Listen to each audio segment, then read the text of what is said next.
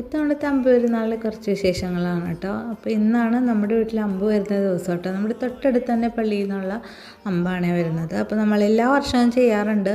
അപ്പോൾ ഇത്തവണ പിണ്ടി ഡെക്കറേഷൻ എന്തെങ്കിലും ചെയ്യണമെന്ന് എനിക്ക് ഭയങ്കര ആഗ്രഹമായിരുന്നു. ഒരു തവണ നമ്മൾ ചെയ്തിട്ടുണ്ടായിരുന്നു. അന്ന് നമ്മൾ തലേ ദിവസം പെട്ടെന്നുള്ള പ്ലാനിങ് കാരണം ഒരുപാടൊന്നും ചെയ്യാൻ പറ്റിയില്ല. വളരെ കുറച്ച് ഫ്ലവേഴ്സ് ഉണ്ടാക്കാൻ പറ്റുള്ളൂ.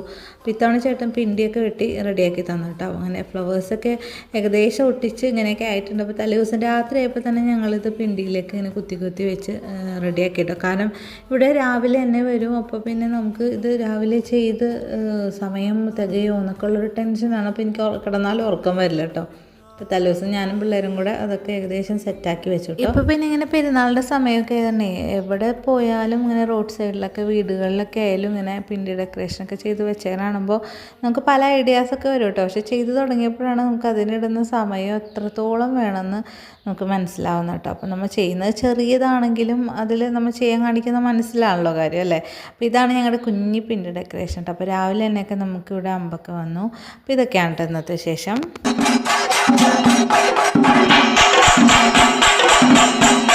Thank you.